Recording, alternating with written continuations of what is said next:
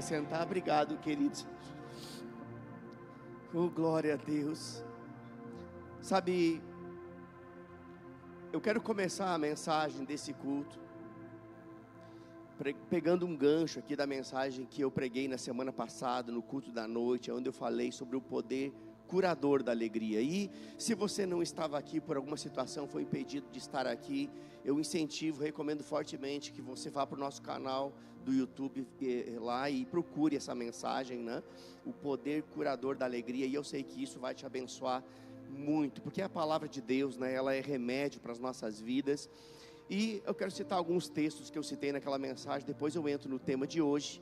E lá em Provérbios capítulo 17, versículo 22, diz assim, Provérbios 17, 22 diz: o coração alegre é bom remédio, mas o espírito abatido faz secar os ossos. E esse mesmo texto, na versão da Bíblia Mensagem, diz que o coração alegre faz bem à saúde. Olha a importância do seu coração estar cheio da alegria do Senhor. O coração alegre faz bem à saúde, enquanto a tristeza esgota as forças.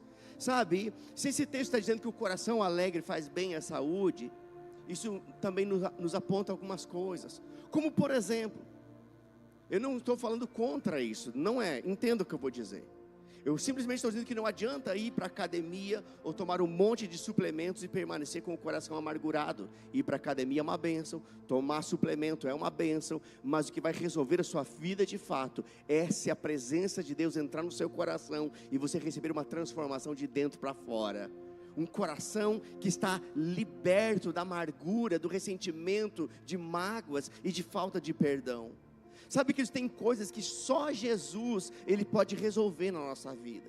Sabe, eu descobri ao longo da minha jornada com o Senhor, que existem coisas que a força do nosso braço não vai conseguir. A tentativa do homem não vai ter êxito em algumas coisas. Existem coisas que somente o Senhor pode resolver. Sabe, e Jesus, Ele resolve qualquer bagunça por dentro, desde que a gente deixe Ele entrar no nosso coração. Sabe, lá em Apocalipse tem um texto que diz: eis que estou à porta e bato. Se alguém abrir a porta, ouvir a minha voz, abrir a porta, eu ali entrarei. Aqui está fazendo uma alusão à presença do Espírito Santo, o Espírito de Cristo em nós, sabe, e o Senhor, Ele vem habitar em nós por meio do seu Espírito, para primeiro resolver as coisas dentro de nós, arrumar a bagunça dentro de nós. Sabe, a minha vida antes de Jesus era uma bagunça total, mas a maior bagunça não estava do lado de fora, estava do lado de dentro. Mas quando Jesus entrou na minha vida, então a transformação começou aqui dentro e afetou tudo que estava à minha volta. Sabe, eu declaro isso sobre a sua vida, a presença de Deus resolvendo coisas dentro de você por esses dias. Sabe, lugares secretos que talvez estavam inacessíveis ao Senhor, porque não foi dado a Ele a liberdade, que o Senhor encontre em você uma disposição, uma liberdade de acessar o seu coração em áreas que até hoje talvez o Senhor não pôde acessar. Sabe, é assim que o Senhor trabalha dentro de nós. Sabe, e o coração alegre fala disso, dessa alegria por dentro que é independente de como as coisas estão por fora, ou seja, é uma alegria que não é circunstancial. Eu não estou alegre porque algo bom aconteceu, eu estou alegre porque a alegria do Espírito Santo está dentro de mim. Sabe, não é baseada em coisas externas, é uma alegria sobrenatural gerada pelo próprio Espírito Santo no nosso interior, no nosso coração. E a verdade é que, biblicamente falando, existe uma única tristeza boa. Sabe, toda vez que a gente fala de tristeza, a gente pensa em algo ruim, e de fato é ruim, mas existe uma única tristeza boa, biblicamente falando, é a tristeza segundo Deus, a qual produz arrependimento. E esse texto está em 2 Coríntios 7,10, que diz assim: porque a tristeza segundo Deus produz arrependimento para a salvação. Eu não sei se você já esteve em algum culto aonde você ouviu uma palavra e aquilo gerou um desconforto por dentro. Você já era salvo, você já tinha o seu nome escrito no livro da vida, mas aquilo que você ouviu mexeu você por dentro, de certa forma deixou desconfortável, até entristecido por dentro. Mas foi justamente isso que era o propósito divino de mudar as coisas dentro de você, porque uma tristeza segundo Deus, ela nos empurra para um caminho, nos conduz a um caminho de arrependimento. E o texto diz o seguinte: Porque a tristeza, segundo Deus, ela produz arrependimento para a salvação, que a ninguém traz pesar, ou seja, é uma tristeza segundo Deus que não traz dano sobre nossas vidas, mas continua dizendo, mas a tristeza do mundo, perceba que ele fala da tristeza segundo Deus e a tristeza segundo o mundo. A tristeza segundo Deus é a única que é benéfica, porque produz arrependimento, nos conduz para um caminho de acerto, mas a tristeza do mundo, ela produz morte. Até aqui eu peguei aspectos da mensagem de domingo de noite, mas eu não sei se você já parou para pensar, que com tanto entretenimento disponível hoje, mesmo assim, muitos estão mentalmente tristes e doentes. Eu não sei se você lembra da sua época de infância, talvez quem tem aí de 40 para mais, como eu, que já passei da marca dos 50, na minha época não haviam muitas opções de divertimento. Na minha época você ia para o campo jogar bolita. Quem é dessa época? Os mais novos nem sabem o que é isso. Bolita, o que é isso? É de passar no pão? Não sabe o que é. A gente ia para o rio tomar banho de rio. Esse era o nosso divertimento, tomar banho de rio, jogar bolita, jogar bola, brincar de arco e flecha. Não havia muito entretenimento, basicamente eram os mesmos. Mas o que eu estou querendo dizer é que a estação mudou, a era é outra, e hoje existe muito entretenimento no mundo, mas mesmo assim muitos estão mentalmente tristes e doentes. Na minha época não havia adolescente tentando suicídio. Na minha época não tinha tanto espírito de morte rondando as famílias. Agora, estamos vivendo um tempo onde o entretenimento foi multiplicado absurdamente. As crianças acordam pela manhã já querendo o celular dos pais. Agora, nunca antes na história houveram tantas pessoas, mesmo com tanto entretenimento, mentalmente tristes e doentes. Sabe, e o interessante é que o maior índice de pessoas com pensamentos suicidas e que tentam contra a sua própria vida está diretamente ligado à faixa etária que mais se expõe a conteúdos de entretenimento na internet. Como pode isso? Com tantas opções, sabe, o entretenimento está a um clique do acesso, e mesmo assim, tantos males, tantas mazelas tocando as pessoas. A resposta é simples, são entretenimentos segundo o mundo. A resposta é muito simples. Nós acabamos de ler um texto que afirma que a tristeza do mundo, ela produz morte. As pessoas passam horas tentando se distrair, mas elas não mudam algo que só o Espírito Santo pode mudar dentro delas. E essa tristeza do mundo, ela produz morte. O texto que nós lemos antes, naquela versão mais contemporânea, diz que a tristeza, segundo o mundo, ela esgota as nossas forças. Agora, o bom é saber que a Bíblia diz que a alegria do Senhor é a nossa, é uma alegria que procede do Espírito Santo em nós. Sabe, queridos, nós precisamos entender a estratégia do diabo, porque o diabo não muda. Pense, sabe, em alguém que não é criativo, é o diabo. Suas estratégias não mudam, mas ao mesmo tempo que o diabo não é criativo, tem crente que está, sabe, assim, totalmente aleatório ao que o diabo está fazendo. E a Bíblia diz que nós não devemos negligenciar os seus ardis, os seus intentos ou os seus planos. Não devemos negligenciar que ainda temos um inimigo.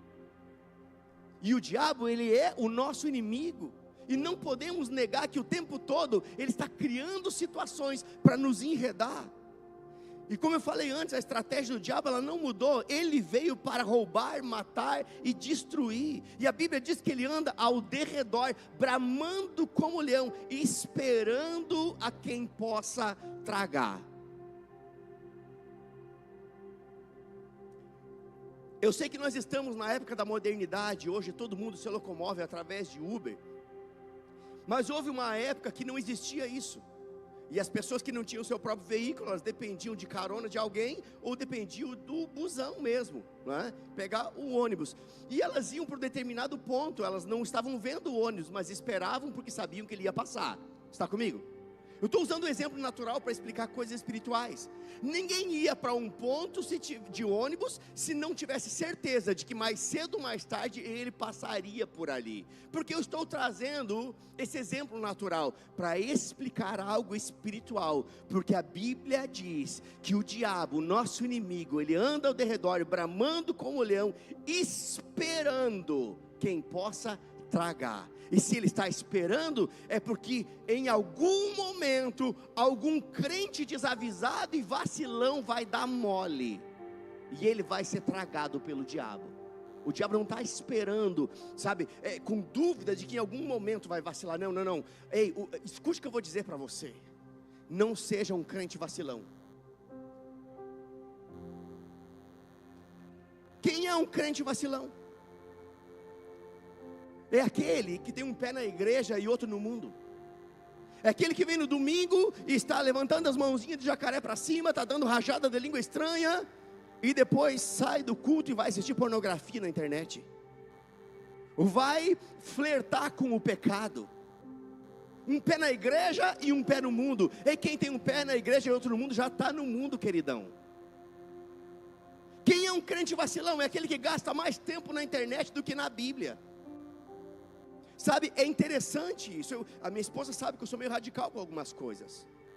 Não tenho nada contra, nem série. Gente, pelo amor de Deus, não sai daqui dizendo que eu não disse. Mas eu sou radical mesmo. Esses dias eu estava assistindo com ela uma série bem interessante, não tinha nada de errado, top, não tinha nada, nenhum palavrão, nada. Mas quando me percebi preso naquilo, eu levantei e saí dali. Eu disse, eu não vou deixar isso aprisionar a minha mente. Ainda que seja bom, eu tenho domínio sobre essas coisas. Entenda o que eu vou dizer, tudo que você não domina vai acabar te dominando. E você foi levantado por Deus para exercer domínio. Ei, Deus te deu autoridade para exercer domínio. Porém, se você não domina, aquilo que você não domina irá te dominar.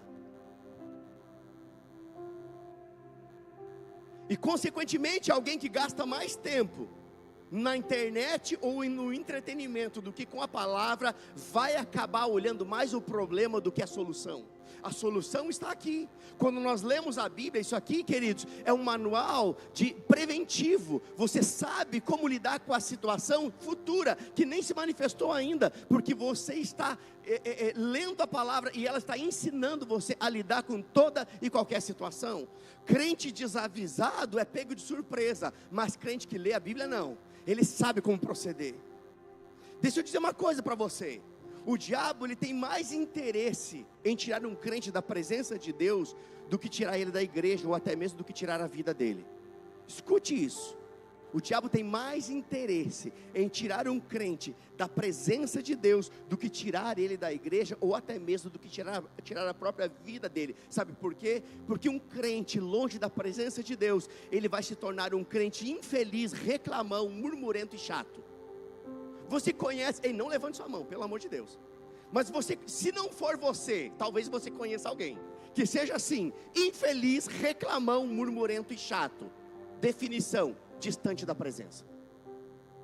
Quem se afastou da presença de Deus, inevitavelmente vai se tornar um crente infeliz, um crente reclamão, murmurento, um crente chato.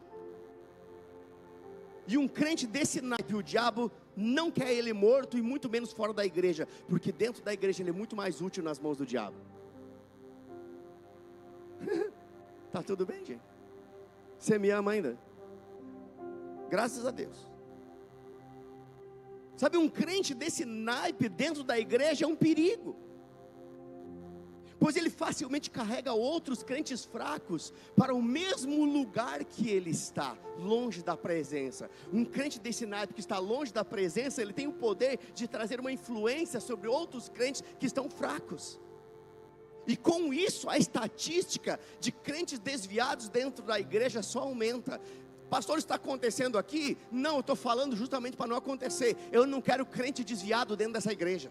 É porque tem gente que acha que um crente desviado está lá fora. Mas eu digo para você, tem muito crente desviado dentro da igreja, que vem bater a carteirinha no culto. Não, eu fui no culto. Tira até fotinho de que vem no culto, ou vem no culto de ceia, porque acha que é mais espiritual. Pastor, qual é o culto principal da igreja? Todo culto que tiver é o culto principal, porque naquele dia Deus está falando. Amém, queridos? Então muitas vezes há esse tipo de comportamento, e nós não podemos vacilar, porque o diabo, ele está ao derredor, bramando como leão, esperando quem possa tragar. E eu estou falando isso de forma intencional, em um culto de ceia. Minha esposa até questionou, por que você está pregando em 2 cultos? Porque eu tenho instruções de Deus. Eu não domino o púlpito aqui, queridos, vocês sabem disso. Tem muita gente que passa por aqui, quando eu decido ministrar em 2 cultos, é porque eu sei que tem algo a ser compartilhado com a igreja, e eu preciso obedecer o Senhor.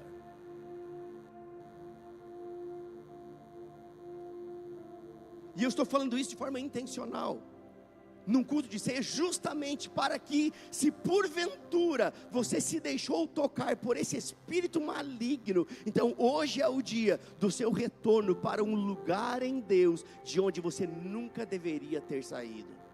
Mas pastor, eu nunca saí. Ótimo, vacina para você, nunca mais vai sair. Mas se saiu, volte correndo. Pastor, eu estou na igreja todo domingo. Isso não te qualifica como um crente genuíno, genuinamente cristão, sabe? Deus, Ele está à procura de crentes que sejam genuinamente cristãos. Sabe, cristãos genuínos, eles não são adulterados com, sabe que adultério não é só alguém que está transando fora do casamento com outra mulher que não é sua. Adultério é tudo que é modificado. Sabe, Deus não quer modificações em você. Seja o mesmo aqui, seja o mesmo lá fora, seja o mesmo em todo lugar. Seja um crente cheio do Espírito na igreja, seja um crente cheio do Espírito fora da igreja. Seja um crente que glorifica o Senhor aqui, que glorifica o Senhor lá fora. Que você seja um crente das quais as pessoas que nunca leram a Bíblia, elas possam ler a Bíblia através da sua vida. Genuinamente cristão. Sabe, e eu oro para que, se porventura exista alguém aqui nessa condição, então hoje é o dia da tristeza, segundo Deus, tocar o seu coração e te levar para um lugar de arrependimento, porque a tristeza, segundo Deus, ela produz arrependimento, e arrependimento, ele gera mudança de comportamento. Sabe, e esse arrependimento vai nos conduzir a um lugar em Deus, aonde o Senhor, Ele vai nos dar vestes novas, Ele vai pôr um anel no nosso dedo e sandália nos pés. Do que o pastor está falando? Eu estou falando do filho pródigo. O filho pródigo, ele se afastou. Aquilo é uma figura de alguém que se afastou da presença de Deus, mas chegou um momento que ele caiu em si. Ei, não é apenas pessoas que estão fora da igreja que tem que cair em si, tem pessoas dentro da igreja que precisam cair em si. E o Senhor está pronto, nos esperando para celebrar aquele momento, para dizer: ei, tragam a melhor veste, ponha nele um anel. Anel é sinônimo de identidade restaurada. Vestes de justiça, sandálias nos pés, fala de filho do dono das propriedades. Ei, Deus está dizendo para você: eu quero restaurar a sua identidade de crente. A partir de hoje, você decidiu estar nesse culto, Deus está ativando em você o modo genuíno cristão. Oh, aleluia. Sabe, queridos, infelizmente tem muitas pessoas desanimadas com o evangelho por causa dos cristãos. Eu não gostaria de dizer isso em púlpito ou em público, mas infelizmente é uma triste realidade de que existem pessoas que estão desanimadas com o evangelho por causa dos cristãos. Não de todos, é claro, mas de alguns que têm se tornado pedra de tropeço. E a Bíblia diz que aqueles que têm se tornado pedra de tropeço, é melhor amarrar uma pedra no pescoço e atirá-lo no rio, ou se atirar no rio. Olha a gravidade como o Senhor trata a questão da pedra de tropeço. Que eu e você não sejamos estes, que eu e você não tenhamos uma vida dúbia, que sejamos o mesmo em todo o tempo. Nós não podemos mais perder tempo brincando com o evangelho. Deus está em busca não apenas de adoradores que o adorem em espírito e em verdade, mas está em busca de crentes que sejam genuinamente cristãos, sem mácula. Sabe, eu creio que se o Senhor me deu essa mensagem, é porque Ele quer nos levar para um outro nível como igreja. E eu creio que hoje é um dia de arrependimento para alguns, mas também de perdão para outros. E se você porventura tem a imagem errada do evangelho, porque alguém te decepcionou. Então hoje é o dia de você liberar perdão para essa pessoa. Escute, nem todo mundo é farinha do mesmo saco, não. Nem todo mundo brinca com o evangelho. Eu sei que aqui tem pessoas que têm um chamado ministerial poderoso e estão se escondendo porque um dia alguém frustrou você. Deixa eu dizer algo, pessoas podem te frustrar, Deus nunca te frustra. Seu chamado, o dom que Deus colocou na sua vida é irrevogável. Não adianta se esconder. Não se esconda do seu chamado, porque o dom e o chamado são irrevogáveis. E eu sei que eu estou sendo boca de Deus aqui nessa noite, para dizer para você que talvez está frustrado com o evangelho, por causa de pessoas. Ei, o evangelho não te frustra, pessoas podem te frustrar. Eu falava esses dias com um irmão, que ficou chateado comigo. Eu disse, rapaz, fique tranquilo, não é a primeira, não será a última vez que eu vou chatear você, porque ainda que eu tenha nascido de novo, seja casa de Deus, ainda assim eu habito num corpo de carne, e tenho uma alma, que muitas vezes ela é latente. Já vacinei na hora. Para de mimimi, de frescura, porque se eu te chateei uma vez, é provável que isso se repita em outro momento. Agora, Deus não frustra você, Deus não te decepciona, Deus não te abandona, Deus não mudou de ideia, Deus não mudou os planos a seu respeito. Oh, aleluia.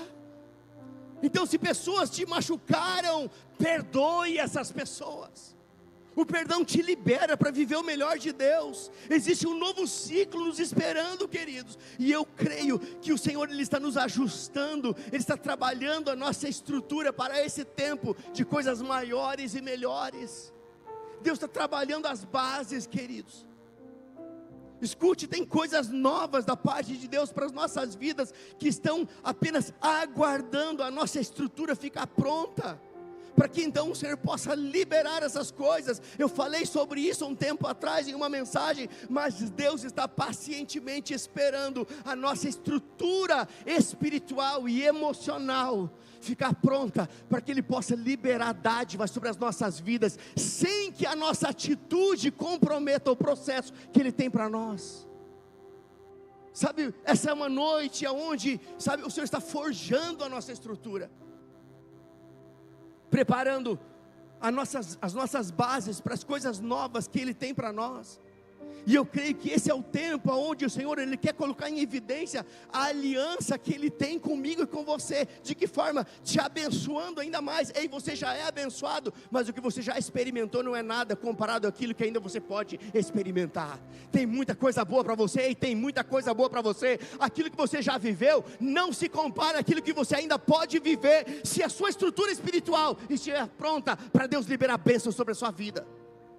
Oh, aleluia. Oh, glória a Deus.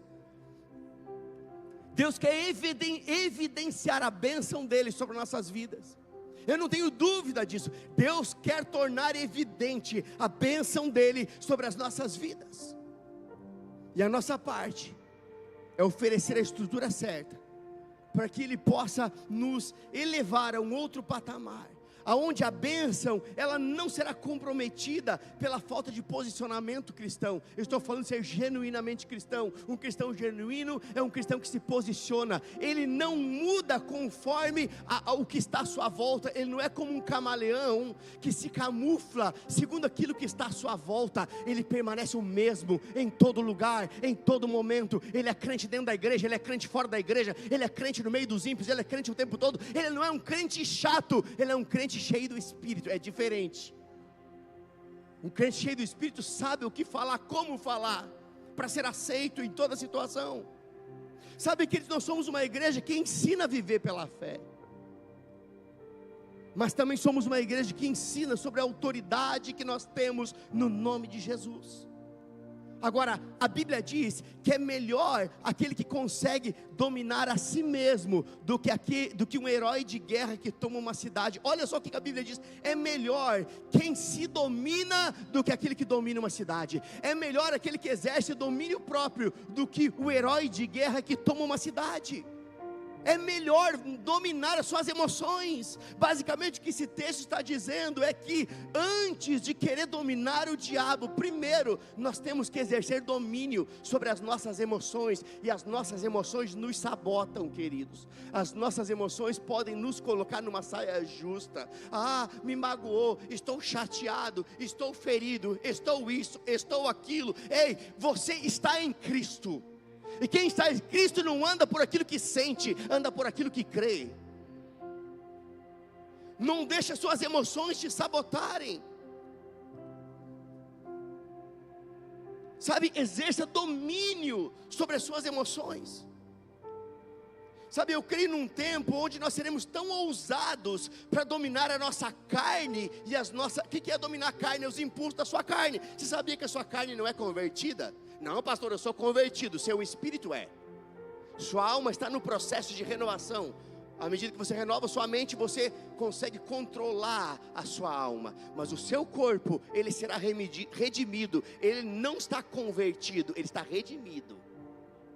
Então você vai precisar exercer domínio próprio. Domínio próprio é fruto do Espírito, para controlar suas emoções e a sua carne. Quem pode dar uma glória a Deus aí?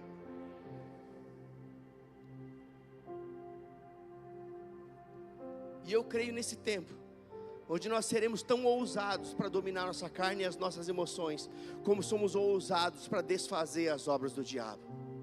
Sabe, ontem nós estávamos voltando lá do sítio, era aniversário do nosso netinho de 1 ano, estávamos voltando, passamos aqui no São Caetano e tinha uma mulher estirada no chão, estava garoando, chuva, e ela estirada no chão, um monte de pessoas em volta, e foi automático. Eu já na hora disse, eu repreendo todo o espírito de morte, declaro vida sobre essa pessoa, e nós passamos, e eu passei e orei, e eu fiquei pensando, rapaz, eu fui tão ousado em declarar vida sobre ela, eu deveria ter a mesma ousadia para declarar domínio sobre as minhas emoções. Você está entendendo?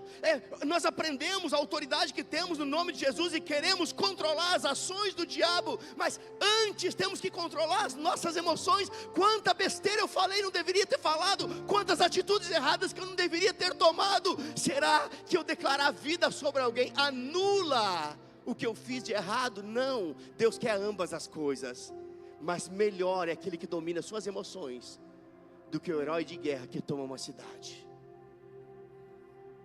Você está comigo? Sabe, Jesus, ele veio de fato para desfazer as obras do diabo. E ele delegou a nós essa mesma autoridade, dizendo que em seu nome nós faríamos as mesmas obras e obras ainda maiores. Isso traz sobre nós um senso de responsabilidade. Eu falei sobre exercer domínio sobre a carne e sobre as emoções, mas isso não anula que Jesus, ele veio para desfazer as obras do diabo e deu a nós a responsabilidade e a autoridade de fazer as mesmas obras e obras maiores. Diga, eu tenho autoridade. Diga, eu tenho autoridade. Lucas capítulo 10, versículo 19, por favor.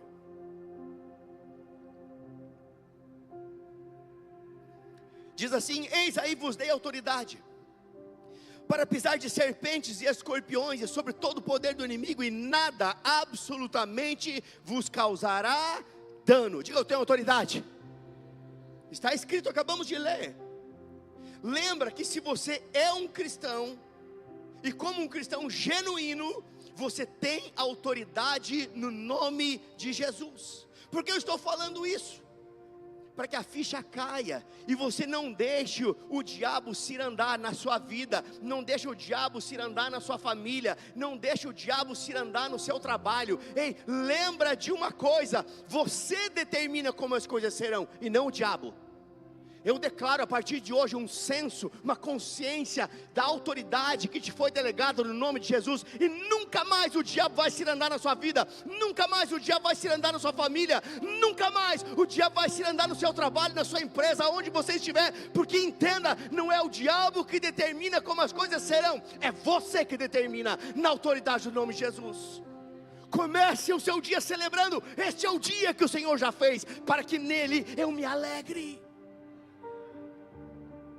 Oh, aleluia. Agora, Nós acabamos de ler Lucas 10:19, que Jesus disse para pisar serpentes e escorpiões e sobre todo o poder do inimigo, e também disse que nada iria nos causar dano. Agora, quando Jesus fala isso aos seus discípulos, ele estava usando uma figura de linguagem que eles conheciam. Tudo que Jesus usava, a parábola do semeador, era porque estava dentro do contexto daquela época. Mas quando ele fala pisar de serpentes, escorpiões, todo o poder do inimigo, nada vai te causar dano, é porque os discípulos conheciam aquela linguagem, era uma figura de linguagem. E eu quero só explicar para você, por que as pessoas conheciam daquela época, os discípulos conheciam. Simplesmente porque as sandálias dos soldados romanos, elas tinham uma espécie de garras, como que pregos na sola, e isso servia para deixar eles bem seguros, para não escorregarem enquanto caminhavam ou enquanto lutavam, e também poderia ser usado para pisar no inimigo, ou seja, o mesmo calçado com garras, com espécies de pregos nos pés, que mantinham eles seguros na hora da batalha, também poderia ser usado como uma arma contra o inimigo. O que isso tem a ver com aquilo que Jesus disse? Tudo. Ele disse: pode pisar, a autoridade que eu te dou, você pode pisar sobre serpentes e escorpiões e sobre todo o poder do inimigo, e nada lhes causará dano. O que isso me mostra? Continue andando à luz da palavra, e as suas pisadas, elas serão como que pregos na cabeça do diabo. Sujeitai-vos, portanto, a Deus, resisti ao diabo e ele fugirá de vós. Como você se sujeita a Deus? Andando à luz da palavra. Ande à luz da palavra, e lâmpada para os seus pés será a palavra, e a cada passo que você der na palavra, você está pisando na cabeça do diabo. O que é andar na palavra? Se está escrito que nós não devemos nos contaminar com os prazeres desse mundo, eu ouço a palavra e com isso eu piso na cabeça do diabo. Se a palavra diz que nós não devemos fofocar, eu não vou me meter em fofoca, e com isso eu piso na cabeça do diabo. Você está comigo? E o melhor de tudo, Jesus disse que não haverá dano sobre as nossas vidas. E eu quero concluir liberando uma palavra profética sobre a sua vida nesse tempo. Queria que você ficasse de pé. E eu quero fazer isso usando como base um texto de Gênesis 24. Eu não vou ler para você, vou colocar você a par do contexto. Mas preste atenção no que eu vou falar aqui. Nesse contexto, Abraão, ele manda o seu servo buscar uma esposa para Isaac, seu filho. E manda buscar essa mulher, essa futura esposa, na terra da sua descendência. Então o servo de Abraão, ele sai da sua cidade, vai para a terra da descendência de Abraão, e ele para num poço próximo à cidade de destino, num horário em que as moças iam tirar água. Havia um horário do dia, e este era um trabalho que as moças faziam. E então ele estava indo com um propósito, encontrar a esposa para o filho do seu senhor. Então ele se coloca naquele lugar. Só que havia um problema: de tantas moças que viriam, como ele poderia saber aquela que seria certa? Dentre tantas opções, como ele poderia saber qual seria a certa? Então ele faz uma oração. Aquele servo de Abraão faz uma oração. Eu estou falando tudo isso para liberar uma palavra profética sobre a sua vida. Se eu fosse você, ficaria ligado. Então aquele servo, ele faz uma oração, e ele pede um bom encontro. Diga um bom encontro. Ele pede um bom encontro, e o sinal de que aquele seria um bom encontro seria que ele apenas iria pedir água para beber. Afinal de contas, ele parou num poço próximo da cidade, ali num lugar onde as moças vinham tirar água, e ele faz apenas um pedido. Ele estava com sede, queria tomar água, e o sinal seria que a moça que oferecesse água, desse água para ele, mas também para sua comitiva de 10 camelos, aquela seria a moça certa, escolhida pelo Senhor. E talvez você pense: mas é fácil. Não é tão fácil assim. Eu fui dar uma pesquisada: quantos litros de água bebe um camelo? Alguém aqui sabe?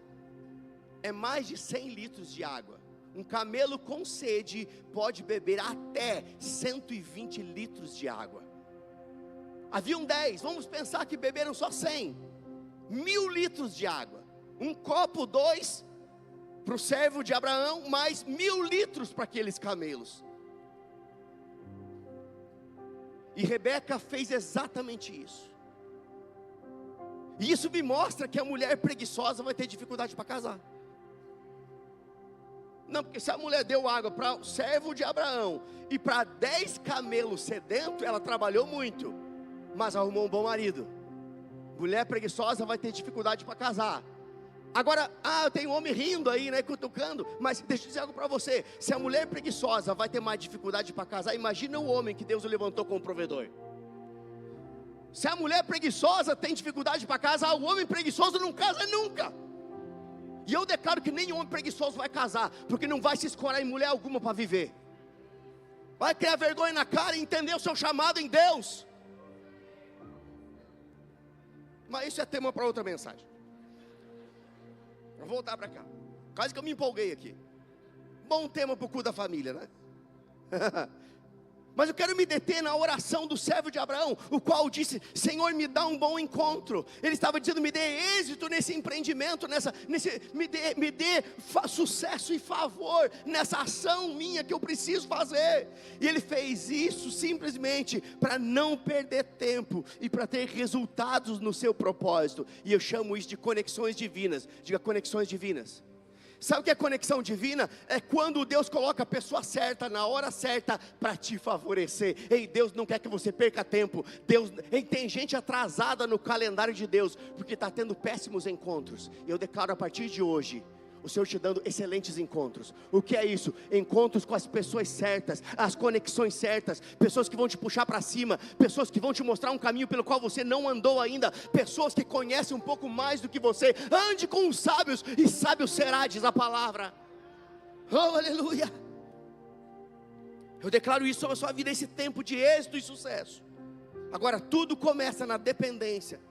Porque aquele homem, ele diz, ele orou ao Senhor, ele dependeu do Senhor e teve êxito. E eu sei, Pai, queridos, que essa mensagem, ela ajustou a nossa estrutura para um tempo de aumento, de crescimento, de aceleração nas nossas vidas. Se prepare, estamos num momento de transição, e todo momento de transição vai requerer de nós ajustes. O Senhor quer ajustar as nossas vidas para um tempo de aumento.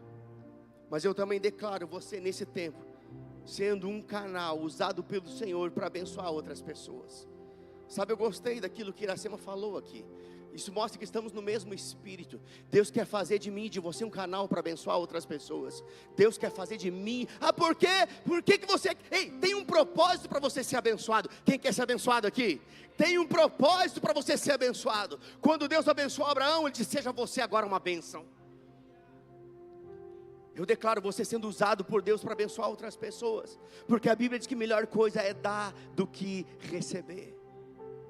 Qual é a palavra profética, pastor? Você não falou ainda. Escute o que eu vou dizer para você. Tem pessoas aqui que precisam ser mais liberais em generosidade para serem aprovadas para as coisas maiores que Deus tem para você. Escute, eu estou falando isso pelo Espírito. Eu relutei em falar isso, mas eu sei que eu estou falando pelo Espírito. Tem pessoas aqui que precisam ousar mais em generosidade para serem aprovadas para as coisas maiores que Deus tem para a sua vida.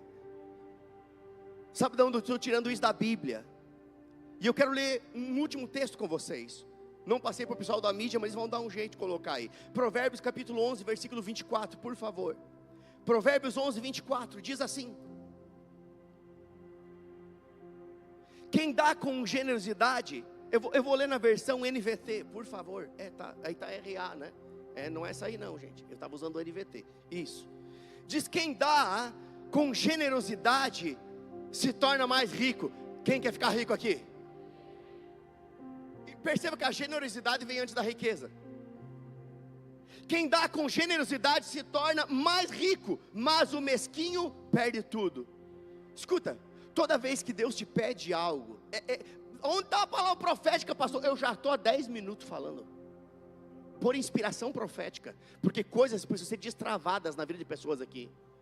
Escute, quando Deus, Ele te pede algo, é porque Ele quer te honrar, queridos. Escute o que eu estou te dizendo. Quando Elias, ele pede algo para aquela viúva de Sarepta, ela deu a ele tudo que ela tinha. Ela deu a farinha, ela deu o azeite, fez um bolo para ele. Mas a Bíblia diz que nunca mais acabou o azeite, nunca mais acabou a farinha. Ela simplesmente abriu mão de algo que não saiu da vida dela. aquilo multiplicou. Quando Deus te pede algo, é porque Ele quer honrar a sua vida. Amém, queridos? E eu sei que Deus está destravando coisas aqui. Talvez nós vamos terminar o culto daqui a pouquinho.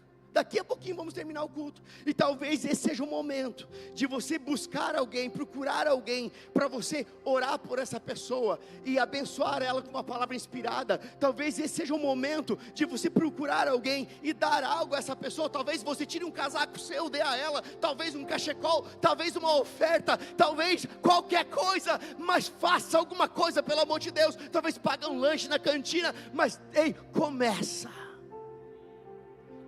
a fazer algo, porque Deus quer tirar o tampão que está obstruindo as bênçãos de fluírem mais na sua vida. Oh, aleluia. Eu quero orar com você nessa hora. Obrigado, Pai, por essa tarde, início de noite. Eu sei que algo do céu, Pai, foi liberado aqui, e eu oro pela vida dos meus irmãos, Pai.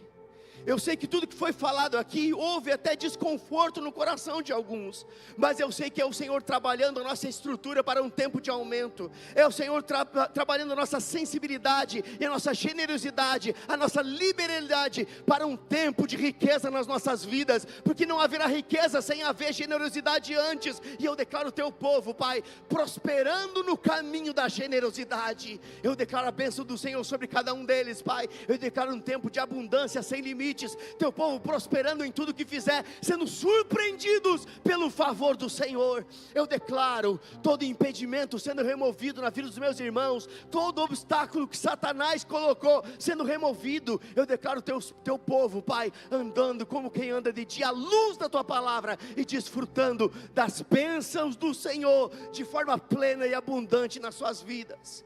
Eu quebro agora, Pai, todo espírito de avareza no meio do teu povo, que tem impedido eles de avançar financeiramente, e oro para um tempo de generosidade tocando os corações dos teus filhos, e que eles entendam, Pai, que a riqueza, ela anda por uma estrada chamada generosidade, e que a bênção do Senhor, Pai, toque os teus filhos. Eu declaro um tempo de aumento sobre esta igreja, Pai, não apenas numérica, mas um tempo de aumento em fidelidade para com o Senhor, um tempo de aumento, Pai, em integridade, de postura, de caráter. Que haja, Senhor Deus, um posicionamento em nosso meio, que nós sejamos reconhecidos nessa cidade como uma igreja, Pai, genuinamente cristã, não apenas uma igreja da fé, mas uma igreja de crentes que são verdadeiramente crentes dentro e fora da igreja. Eu abençoo teus filhos, Pai, e declaro, Senhor Deus, que eles viverão a partir de hoje, se aceitarem essa palavra e viverem essa palavra. Eu declaro que a partir de hoje eles entrarão no melhor tempo de suas vidas, em nome de Jesus. Amém e amém. Se mantenha de olhos fechados. Eu ainda quero falar com algumas pessoas aqui. Talvez você entrou nesse lugar desacreditado, frustrado, sem expectativa. Talvez você entrou tão desmotivado, achando que não vale nem a pena viver, achando que não tem razão para a sua existência. E eu digo que você veio no lugar certo, no culto certo, na hora certa, para que o Senhor alcançasse seu coração e mudasse coisas dentro de você, te aprovando para viver coisas intensas no Senhor, te aprovando para viver tudo aquilo que foi falado aqui, uma vida de abundância plena no Senhor, dominando as emoções, dominando os recursos, dominando sobre as circunstâncias. É para isso que Deus te chamou. Mas talvez você não tenha conseguido viver essa realidade, e tem de fato vivido uma vida tão desgastada, tão sobrecarregada, tão atribulada, que você já até mesmo perdeu o brilho pela vida. Mas Deus te trouxe aqui porque Ele está interessado em você. Ele quer mudar a sua história, Ele quer mudar o seu futuro, Ele quer te dar um destino glorioso com Ele. Talvez algumas pessoas aqui até já entregaram a vida para Jesus em algum momento, mas entendem que a partir daquilo que foi falado aqui, elas precisam se posicionar hoje e entregarem suas vidas nas mãos daquele que tudo pode. Então você também é alvo desse momento. Você só não pode sair daqui da mesma forma, não pode. Deus, Ele promove encontros divinos, e esse é um bom encontro. Aquilo que o servo de Abraão orou, o próprio Espírito Santo promoveu neste lugar, dando a você um bom encontro, um lugar onde coisas serão resolvidas. mas tudo começa com entrega. Não tem como o Senhor resolver nada sem que eu entregue a Ele as minhas necessidades, as minhas lutas, sem que eu entregue a Ele as minhas demandas e principalmente entregue a Ele a minha vida. E o Senhor disse: venham a mim aqueles que estão cansados e sobrecarregados, e eu vos aliviarei, e eu vos darei descanso para as suas almas. E pode ser que você seja essa pessoa que está vivendo essa realidade, uma alma cansada, está se sentindo sobrecarregado, está se sentindo, praticamente sem prazer pela vida. Então você é alvo desse momento. O Senhor quer mudar a sua história, mas tudo começa quando você entrega a sua vida nas mãos daquele que tudo pode, porque Jesus disse: sem mim nada podeis fazer. Se você é essa pessoa que entende que você precisa de Jesus na sua vida, que você precisa entregar a Ele suas demandas, que você precisa entregar a sua vida a Ele, ou reafirmar o seu compromisso com Ele, eu garanto para você que a sua vida nunca mais será a mesma. O Senhor tirará os pesos, tirará os fardos, trará alegria e paz ao seu coração, e te dará um prazer pela vida, uma vida que Ele planejou para você. Mas tudo começa com uma decisão, e a sua decisão agora pode ser tomada apenas levantando uma de suas mãos, para que eu possa identificar onde você está e possa orar pela sua vida. Se você está aí, apenas levante uma de suas mãos. Eu quero saber onde você está. Eu vejo mãos levantadas. Se há mais alguém, ainda dá tempo. Se você está aí, levante sua mão. Isso mesmo, eu vejo mais mãos levantadas. Se há mais alguém, mais mãos. Seu coração está acelerado, você não sabe se é com você. Eu digo: é claro que é. O Senhor quer mudar a sua história hoje. Não é amanhã, amanhã pode ser tarde demais, é hoje. Deus quer mudar a sua história hoje, e tudo que você precisa fazer é levantar uma de suas mãos, para que eu possa orar com você, e a sua vida será totalmente transformada pelo poder do Senhor. Você que levantou a sua mão, venha para cá correndo, venha para cá agora. Eu quero orar com você rapidamente. Venha essa barreira da vergonha, venha para cá. Me permita orar pela sua vida. Deixa Deus completar a boa obra que Ele começou na sua vida. E aí, quando você botou o pé nesse lugar, o Senhor já estava interessado na sua vida. Se você levantou a sua mão, corra para cá. Não deixa para amanhã aquilo que Deus quer fazer hoje. Amanhã pode não dar mais tempo. Amanhã pode ser tarde demais. Esse é o dia onde o Senhor encontrou você. Esse é o dia onde o Senhor está, mudando a chave na sua vida. Começa hoje, mas vai até a eternidade. Oh, aleluia. Isso. Glória a Deus. Glória a Deus. Olhe aqui para mim, por favor, vocês que vieram à frente. Escute. Deus, Ele trabalha com propósito. Deus não trabalha com coincidência, nem por acaso. Se vocês estão aqui nessa tarde de domingo, é porque houve um clamor no coração de Deus. Deus atraiu vocês para um lugar de cura, de libertação, de restauração. Deus ama vocês mais do que vocês imaginam. Deus encontrou vocês. Houve um bom encontro nessa tarde. Mas eu queria convidar vocês que vieram à frente a curvar a cabeça e repetir uma oração comigo, que toda a igreja vai repetir, se identificando com vocês. Igreja, tendo as mãos para cá. Vocês que vieram à frente, em alto e bom tom, digam: Senhor Jesus, nessa tarde eu ouvi a Tua palavra e eu entendi que sem Você eu nada posso fazer. Portanto, eu decido entregar a minha vida totalmente em Tuas mãos. A partir de hoje, eu Te reconheço como meu único e suficiente Salvador, em nome de Jesus, amém. Obrigado, Pai, pela vida de cada um desses meus irmãos. Na autoridade que há no nome de Jesus, eu desligo a vida deles agora, de toda a obra das trevas, e declaro eles ligados ao Teu coração. Eu declaro eles entrando no melhor tempo de suas vidas, Pai. Guardados pelo Senhor, protegidos pelo Senhor, supridos pelo Senhor. Declara a paz que excede todo entendimento, guardando seus corações, e eles vivendo uma alegria por dentro, não uma alegria circunstancial, baseada em coisas externas, mas uma alegria genuína, promovida pelo Teu próprio Espírito. E por isso eu Te dou graças, em nome de Jesus, amém e amém.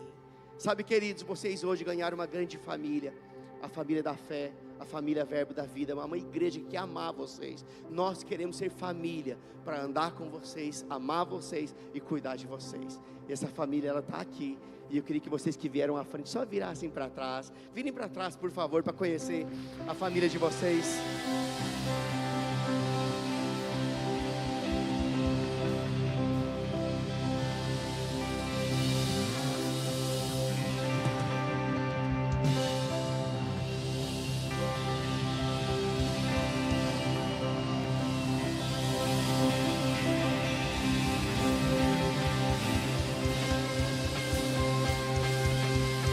Glória a Deus.